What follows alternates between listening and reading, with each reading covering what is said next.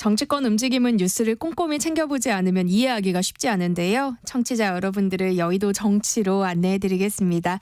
여의도 인포메이션 문화일보 이은지 기자와 함께합니다. 안녕하세요. 안녕하세요. 네, 오늘부터 22대 국회의원 선거 사전투표가 시작됐어요. 여야 모두 사전투표 독려에 열을 올리고 있죠. 네, 여야 지도부는 물론이고 비례위성정당 또 제3지대 정당 지도부도 사전투표 첫날인 오늘 오전에 일제히 사전투표를 했습니다. 네. 이제 적극 좀 투표에 나서달라고 호소도 했는데요. 이제 조국혁신당 대표 같은 경우는 오늘 오후에 자신의 고향인 부산에서 사전투표를 할 예정입니다. 애초 내일로 공지를 했었는데 뭐 다른 정당들이 다 오늘 오전에 좀 마무리를 지으면서 좀 다른 정당 지도부와 마찬가지로 오늘 투표권을 행사할 예정입니다. 네. 그간 정치권에선 사전투표율이 높으면 진보 정당이, 본투표율이 높은 보수 정당이 유리하다 이런 속설이 좀 정설처럼 여겨졌는데요. 국민의힘이 사전투표에 이렇게 적극적으로 나서는 이유는 뭘까요? 실제로 최근 이뤄진 선거를 보면 민주당이 사전투표에서 상대적으로 유리한 결과가 많이 나왔어요. 그런데 지난 대선에는 사전투표율이 역대 최대치였지만 윤석열 당시 국민의힘 후보가 당선이 됐습니다. 네. 그래서 국민의힘도 이번에는 수개표 방식이다라는 걸 강조하면서 안전하니 사전투표에 적극 나서달라라고 하고 있는데요. 그러한 배경에는 이번 총선에서 고령층 유권자 비중이 역대 최대치로 나타났기 때문입니다. 유권자 전체 4,438만 명 중에 60대 이상 고령층 비율이 31.4%로 2030 청년층이 28.8%거든요. 사상 처음으로 2030 청년층을 추월한 겁니다. 그래서 60대 이상 고령층은 아무래도 여당 지지층이 많이 분포하고 있다고 알려져 있기 때문에 이번 선거가 격전지만 50곳에 달해서 최대한 결집에 나선 걸로 보면 될 것 같아요. 또 국민의힘이 사전투표에 이렇게 적극 나선 건 사실 2022년 대선부터입니다. 이제 당시 윤석열 국민의힘 후보와 이재명 민주당 후보의 격차가 엎치락 뒤치락하는 좀 백중세였는데요. 국민의힘도 이틀간의 사전투표 기회를 최대한 활용해서 지지층을 결집시키려는 그런 독려를 많이 했고요. 당시 또 코로나19 유행으로 본투표 당일 투표를 하지 못하는 사람이 발생할 수도 있잖아요. 특히 고령층은. 네. 그때부터 사전투표 독려 흐름이 국민의힘에서도 이어져 왔다라고 보시면 될 것 같습니다. 네. 이번 총선에선 선거 때마다 이제 보수 진영 일각에서 제기됐던 사전투표 부정설 크게 언급되지 않는 것 같아요. 왜 그런 거예요? 일단 여당으로 치르는 선거고요. 야당 때는 사실 정부의 사전투표 부정설을 주장할 수 있지만 집권 여당일 때 이러한 정부 시스템상 오류를 지적하게 되면 책임은 오롯이 정부로 돌아가게 돼 있잖아요. 이번에는 그래서 이러한 부정설을 일축하고자 수개표 방식으로 바꿨다. 안전하다라는 걸 계속 강조하고 있는 거고요. 네. 사실 그리고 과거 사례에서 그 사전투표 부정설을 국민의힘에서 꺼냈을 때 사실 역풍도 만만치가 않았습니다. 특히 중도층에게는 당시 황교안 대표의 사전투표 부정설이랑 음모론이 크게 공감을 얻지 못했고요. 반감만 얻었다라는 부정적인 평가도 있었습니다. 네. 정치권 안팎에선 투표율이 선거의 당락을 가릴 주요 변수가 될 거다 이런 관측이 나오고 있는데요. 일단 사전투표율이 높으면 전체 투표율도 높다는 공식은 맞는 거예요? 역대 총선에서 최대 투표율을 기록한 게 4년 전인 21대 총선입니다. 당시 전체 투표율이 66.2%였어요. 이때 사전투표율이 26.69%로 20대 총선이 12.2%였거든요. 거의 2배 이상이 네. 는 겁니다. 그래서 2022년 대선에서는 사전투표율이 36.93%로 역대 최고치를 찍었는데요. 그전에도 사전투표율이 꾸준히 늘어온 만큼 전체 투표율도 함께 증가해오는 흐름을 보여왔습니다. 그러면 이러한 흐름에 따르면 사전투표율이 높으면 전체 투표율도 높다라는 상관관계를 어느 정도는 볼 수 있지만 원인과 결과가 명확히 일치하는 인과관계로 보기는 아직 어렵다라는 게 학계 의견입니다. 그 이유로는 자신이 살지 않은 지역에서도 사전투표가 가능한 관외투표가 도입되면서 일단 편의성이 증가했잖아요. 그런 측면에서 사전투표율이 꾸준히 오를 수밖에 없고 사실 사전투표를 하러 나가는 사람들은 어차피 본투표에 나가려 했던 사람들이라는 거예요. 즉 투표일에 투표를 하려던 유권자들이 시기만 앞당겨서 사전투표장으로 향한 것이다. 이런 분석도 있어서 좀 사전투표율이 높으면 전체 투표율이 높아진다라는 증명은 아직은 어렵다라고 보고 있습니다. 네. 그럼 이번 선거 투표율과 관련해서 어떤 전망이 나오고 있어요? 일단 재외선거 투표율은 역대 최고치를 기록한 상황이잖아요. 역대 최대가 될 수 있다. 투표율이 이런 전망이 정치권 안팎에서 나오고 있는데요. 일단 재외선거 투표율도 62.8%로 역대 최고치를 찍었고요. 재외선거 같은 경우는 그간 상대적으로 민주당이 유리한 결과가 많이 나왔어요. 네. 그래서 이재명 민주당 대표도 오늘 이 같은 결과에 대해서 해외 교민 투표가 대한민국 역사상 최고치를 찍었다고 하는데 비슷한 상황이 국내 본투표에서도 벌어질 수 있겠다라는 기대가 있다라고 밝히기도 했습니다. 또 사전 투표율이 역대 총선에서 동시간대 최대치를 또 찍었다는 점이 좀 고무적인데요. 선거관리위원회에 따르면 오늘 오전 11시 기준 전체 유권자 대비 투표율이 5.09%로 집계가 됐습니다. 총선 기준으로는 동시간대 최고입니다. 네. 근데 다만 역대 전국 단위 선거 중에서 사전 투표율이 가장 높았던 지난 대선의 동시간대 투표율 5.38%보다는 0.29%포인트 낮아서 아직은 좀 상황을 예단할 수 없는데요. 가장 주목할 만한 점은 호남의 투표율이 가장 높았다는 거예요. 민주당은 이제 윤석열 정권 심판론이 강한 호남에서 사전 투표율이 높게 나온 걸 굉장히 긍정적으로 보고 있고요. 다만 대선과 달리 각 지역 후보를 뽑는 거잖아요. 그래서 호남 지역 투표율이 높다고 해서 이것이 다른 지역으로 전염이 되는 거냐, 이런 흐름이 전국까지 확대될 수 있겠느냐, 이거는 조금 지켜봐야 합니다. 네.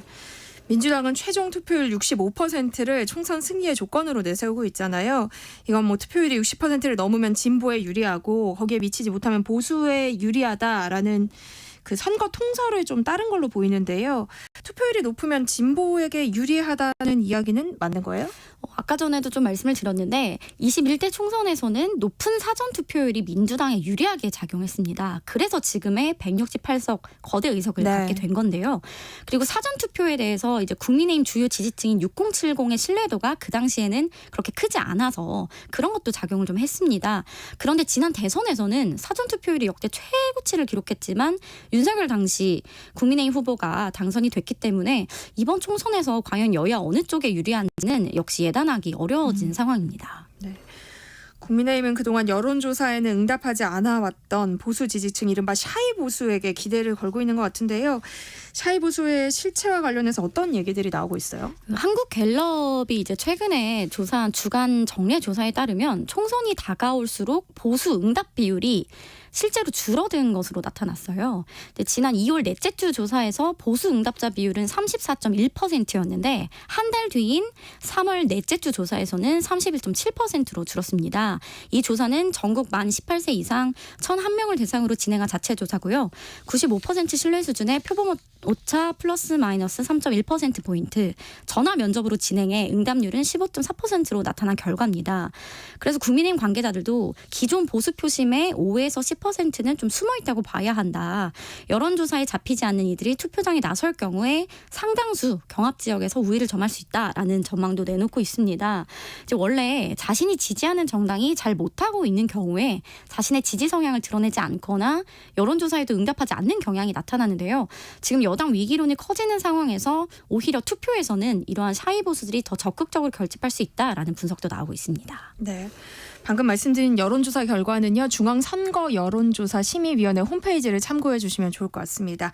네, 그럼에도 2030 투표율이 선거 승패를 가르는 주요 변수가 될 거란 얘기는 꾸준히 나오고 있어요. 네, 좀 전에 말씀드린 이제 한국갤럽 3월 4주차 조사에 따르면요. 이번 총선에서 정권 안정론과 정권 견제론 둘 중에 어떤 걸 지지하느냐라고 물은 결과 모르겠다라고 답한 비율이 18세에서 29세에서는 21%로 나타났고요. 30대에서는 16%로 한 자릿수를 기록한 다른 연령에 비해서 중도층이 굉장히 큰 폭으로 나타났습니다. 무당층 혹은 아직 누구를 찍을지 결정하지 못한 이 2030 표심이 다른 연령대에 비해 압도적으로 많기 때문에 이번 총선에서도 큰 변수로 나타날 것으로 보이고요. 네. 특히 20대의 경우는 성별로도 지지 성향이 극명하게 갈리고 있습니다. 2022년 대선에서 방송 3사 출구조사 결과 20대 여성은 58%가 당시 이재명 민주당 후보를, 또 20대 남성은 58.7%가 윤석열 당시 국민의힘 후보를 각각 지지했습니다. 그래서 이러한 흐름 속에서 2030의 성별, 또 이제 세대별 그 표심이 어디로 향할 것이냐, 이게 큰 변수가 될 것으로 보입니다. 네. 어쨌거나 2030 세대가 투표에 얼마나 적극적으로 참여할지는 예측하기 어려운 상황인데요. 이 연령층에서 유독 이렇게 부동층이 많은 이유는 뭘까요? 어제 제가 이 기획 기사를 좀 다뤄서 전문가들에게 조금 물어봤더니 현재 4050이죠. 과거의 2030 세대는 참여형 무당층이었다고 합니다. 역사적인 그런 것도 있고 네. 기존 정당이 설사 싫다 해도 투표는 하러 가서 어느 정당이든 찍었다는 거예요. 그런데 현재의 2030은 탈이념, 탈정치 성향을 가진 무당층이라서 부동층이 굉장히 많을 수밖에 없다. 이런 분석을 내놨습니다. 네. 이야기를 나누다 보니 궁금증이 생기는데요. 여야는 지금의 선거 판세를 어떻게 예측하고 있어요? 254개의 지역구 중에서 국민의힘은 우세 지역으로 82곳, 박빙은 55곳으로 자체 분석했고요. 네. 민주당은 우세 지역은 110곳, 그리고 경합 지역은 50곳 플러스 알파로 전망을 했습니다. 이 전망대로라면 현재 국민의힘과 민주당의 예상 지역구 의석수가 약 30곳 이상 차이가 나는 네. 것인데 이 경합 지역 50곳이 막판 승패를 가를 전망입니다. 네. 그제부터 여론조사 결과를 공표할 수 없는 이른바 깜깜이 구간이 시작이 됐습니다. 이 기간 동안 표심이 얼마나 변할지도 관심이거든요. 지금 선거 판세에 영향을 미칠 변수들로는 어떤 게 있을까요? 일단 대표적으로 현재 정부의 의사 2,000명 증원을 둔 의사와 정부의 갈등이 조금 최대 변수로 떠오르고 있고요. 네. 그리고 부동산 투기 의혹이라든지 과거 막말 의혹 등 지금 여야를 막론하고 개별 후보들의 도덕성 리스크가 계속해서 터져나오고 있습니다. 또 지금 한동훈 국민의힘 비상대책위원장과 이재명 민주당 대표가 전국 곳곳을 누비면서 현장 유세를 다니고 있는데 네. 점차 보면 발언 수위가 점차 높아지고 있습니다. 이번 선거가 아무래도 백중세이다 보니 정권 심판이냐 혹은 정권 안전론이냐 이 일을 두고 굉장히 싸우고 있는 모양새라서 여기에서 말실수가 나올 가능성 이걸 사실 양당에서는 조금 걱정하고 있는 게 사실입니다. 좀 대표들의 설화 리스크라고 할 수 있고요. 네. 마지막으로는 이미 꾸준히 변수로 자리 잡고 있는 민생, 경제 문제, 고물가도 영향을 미칠 것으로 양당은 보고 있습니다. 그래서 계속 이른바 대파 이야기를 민주당에서 계속하는 것도 이 물가에 굉장히 표심이 갈릴 수 있다라고 판단을 하고 있는 겁니다. 네. 제3지대 정당들도 당 정체성을 드러내는 핵심 공약을 강조하면서 표심 공약에 나선 상황이에요. 지금 개혁신당 같은 경우는 이제 반도체 업계에서 큰 업적을 이룬 양양자 후보가 있는 것도 그렇고 좀 이준석 대표가 화성 쪽에 또 반도체 벨트를 강조하고 있잖아요. 그래서 과학기술 패권국가 도전, 그다음에 사법개혁, 경제 체력 강화 이런 것들을 내놨고요. 이제 새로운 미래 같은 경우는 그 분권형 대통령제로 개편해야 한다. 또 대통령 결선 투표제 도입을 주장하고 있고요. 또 노동 가치 수호, 임금 하락 없는 주 35시간 노동 등을 제시를 했습니다. 녹색 정의당 같은 경우는 이제 당명에 맞게 탄소 중립 경제로 전환해야 한다. 이걸 1호 공약으로 내세웠고요. 이번에 굉장히 돌풍을 일으키고 있는 조국혁신당 같은 경우는 첫 번째 공약이 검찰 개혁, 검찰청을 기소청으로 전환한다. 그러니까 수사권을 아예 빼앗겠다라는 주장이고요. 두 번째는 7공화국 헌법 개정인데요. 검찰권을 축소하고 사법권의 통제를 강화한다는 내용을 골자로 하고 있습니다. 네. 제3지대 이야기가 나와서 말인데요. 이번 총선에서 3명 이상 후보가 출마한 선거가 상당히 많잖아요. 남은 기간 동안 후보 간 단일화가 이뤄질 가능성 어떻게 보세요? 가능성은 사실 지금 굉장히 낮게 보는 게 정설입니다. 정말 선거가 얼마 남지 않기도 했고요. 이미 투표용지가 또 출력이 된 상태입니다. 왜 그러면 낮냐? 그 단일화가 그것은 단일화 요인이 없다는 건데요. 단일화 동력이 생기려면 제3지대 혹은 무소속 의원이 상당 부분의 표를 가져가서 결과적인 승패에 영향을 미쳐야 합니다. 그런데 지금 그렇지가 않아요. 두 가지 정도로 나뉘는데요.